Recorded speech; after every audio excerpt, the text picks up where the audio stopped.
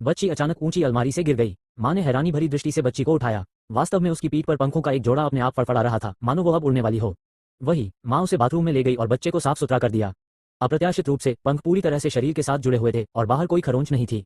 केवल 1 सप्ताह बाद बच्चे के पंख फिर से लंबे हो गए। मेरी माँ ने एक रूलर निकाला और उसे मापा, यह 8 सेंटीमीटर लंबा था। इस विकास दर के हिसाब से अनुमान लगाया जा रहा है कि 1 और महीने में ये सचमुच उड़ान भरेगी। माँ को टेप मिला और वह पंखों को आपस में चिपकाना चाहती थी। जाहिर है ये छोटे पंख काफी शक्तिशाली हैं। बच्चे के पंख अधिक आरामदायक होते हैं। माँ ने अपने बच्चे के लिए एक पंख उजागर पोशाक तैयार की। अब वह पूरी तरह से मुक्त हो गई और वास्तव में सोफे पर उड़ गई। धीरे धीरे बच्चे के पंख लंबे होते जा रहे हैं और उनके चारों ओर लंबे पंख उगाए हैं। बच्चे के पंख दिन ब दिन बदल रहे हैं और मूल रूप से 1 महीने से भी कम समय में उन्होंने आकार ले लिया है। बच्चे की सुरक्षा के लिए माँ ने सभी कोनों को कपड़े से लपेट दिया। उसके लिए एक घर का बना टक्कर रोधी उपकरण बनाया, एक सुरक्षा हेलमेट लगाया और कुछ बार फड़फड़ाया और बच्चा वास्तव में उड़ गया।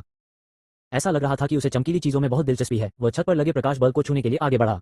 माँ ने तुरंत अपनी बहन से लाइट बंद करने के लिए कहा और बच्चा मुड़ गया और खिड़की की ओर उड़ गया। सौभाग्य से ये केवल एक छोटी सी खरोंच थी और कोई बड़ी समस्या नहीं थी। बच्चे के आगमन से सौभाग्य आता है। मेरी माँ, जो अपने आधे जीवन से लॉटरी टिकट खरीदती रही हैं, ने वास्तव में पहली बार तीसरा पुरस्कार जीता। जश्न मनाने के लिए उनकी माँ उन्हें खरीदारी के लिए सुपरमार्केट ले गई और जब वे अपनी बहन को गुड़िया खरीदने में मदद कर रहे थे तो बच्चा गायब हो गया। फर्श पर कोट को देखते हुए मेरी माँ ने अवचेतन रूप से सुपरमार्केट की छत की ओर देखा। सुपरमार्केट की छत पर एक देवदूत दिखाई दिया और आसपास के सभी लोग हैरान रह गए। सभी की पहली प्रतिक्रिया अपने मोबाइल फोन उठाने और तस्वीरें लेने की थी। वे सभी सोच रहे थे कि विचित्र मोमेंट्स पर कैसे पोस्ट किया जाए। कुछ ने विक्रेता को भी रोका, यह विमान मेरे पास भी आ रहा है। उसने मेरी बहन के साथ सुपरमार्केट तक पूरे रास्ते उसका पीछा किया। सुरक्षा गार्ड सीढ़ी पर चढ़ गया और उसे पकड़ना चाहा, लेकिन इस समय बच्चे में कोई छिपी हुई विशेषता थी और पूर्ण स्तरीय सुरक्षा गार्ड उसे पकड़ नहीं सका। इस समय माँ ने एक उपाय सोचा। उसने सुरक्षा गार्ड से सुपरमार्केट के ऊपर की लाइटें बंद करने को कहा। बच्चा कंटेनर में रोशनी से आकर्षित हो गया और नीचे उड़ने लगा। सुरक्षा गार्ड ने बच्चे को पकड़ लिया। ध्यान दे रहा हूँ। बच्चे को जबरन अस्पताल ले जाया गया, जहाँ निदेशक ने व्यक्तिगत रूप से उनका स्वागत किया। यह अनुशंसा की जाती है कि माँ बच्चे को अस्थायी रूप से अस्पताल में रखें और उन्हें बच्चे का आगे का इलाज करने दें। अस्पताल छोड़ने वाली थी तो दरवाजा पहले से ही मीडिया संवाददाताओं से घिरा हुआ था। निदेशक की मदद से वो अस्पताल के पिछले दरवाजे से भागने में सफल रहा। यह विस्फोटक खबर एक पल में पूरे शहर में फैल गई। टीवी सुपरमार्केट में बच्चे की तस्वीरों से भरा था और नीचे अधिक से अधिक पत्रकार थे। इस समय पिताजी अंततः वापस आ गए। एक बच्चे के लिए पूरे दिन छत पर उड़ना बहुत आसान होगा, इसलिए पिता ने एक डॉक्टर को बुलाया और बच्चे की इस समस्या का पूरी तरह से समाधान करना चाहा। हालांकि बच्चे के पंख रीढ़ की हड्डी से जुड़े होते हैं, इसलिए निकालना बहुत जोखिम भरा होता है और इसकी लागत इस सामान्य परिवार की पहुंच से बहुत दूर होती है। दोनों जोड़ों ने चर्चा की कि चूंकि नीचे वाला रिपोर्टर इतना साक्षात्कार लेना चाहता है तो हम एक प्रेस कॉन्फ्रेंस भी कर सकते हैं और पत्रकारों को शुल्क के लिए तस्वीरें लेने दे सकते हैं। तो क्या बच्चे की सर्जरी का खर्च कवर नहीं किया जाएगा?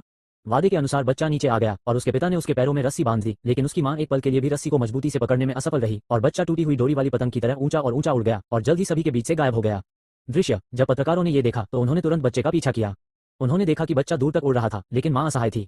वे केवल बच्चे को जल्दी वापस आने के लिए बुला सकते थे और जल्द ही बच्चा दूर जंगल में गायब हो गया। तीनों का परिवार केवल नदी के किनारे खड़ा होकर इंतजार कर सका। जब बच्चा शाम तक वापस नहीं आया, परिवार ने हर जगह बच्चे की गुमशुदगी की सूचनाएं पोस्ट की, लेकिन ये सभी अंततः समुद्र में गिर गईं। जिस मां ने अपने बच्चे को खो दिया था वह पूरे दिन बेहोश रहती थी और यहाँ तक कि जब भी वह किसी पक्षी को उड़ते हुए सुनती थी तो वह अनायास ही खिड़की से बाहर देखने लगती थी। इस दिन माँ अपने बच्चे को खोने का दर्द सहन नहीं कर सकती थी, इसलिए वह अकेली नदी के पास आ गई जहाँ बच्चा उड़ गया। उसने अपना कोट उतार दिया, अपने जूते उतार दिए और चुपचाप नदी के केंद्र की ओर चल दी। लेकिन जब नदी का पानी उसे डुबाने ही वाला था तो बच्चा फड़फड़ाते हुए छोटे छोटे पंखों के साथ प्रकट हुआ। इस समय बच्चा काफी बड़ा हो चुका होता है और अपने पैरों पर खड़ा हो सकता है। वो अपने छोटे छोटे हाथ हिलाता रहता है, मानो माँ को वापस आने के लिए बुला रही हो। माँ माफी मांगती रही, कहती रही कि उसे पहले ही रस्सी नहीं छोड़नी चाहिए थी और प्रार्थना करती रही कि बच्चा रुक जाए। बच्चे को अपनी माँ की बात समझ में आ गई, लेकिन उसने रुकने का फैसला नहीं किया, बस अपनी माँ को देखकर मुस्कुराया और दूर जंगल की ओर उड़ गया। इस समय माँ को अंततः राहत महसूस हुई। शायद प्रकृति ही बच्चे के लिए सबसे अच्छी जगह है। बाद में माँ फिर से सफलतापूर्वक गर्भवती हो गई। क्या ये दूसरा कामदेव हो सकता है? यह महान मातृ प्रेम है। हर माँ चाहती है कि उसका बच्चा खुश रहे।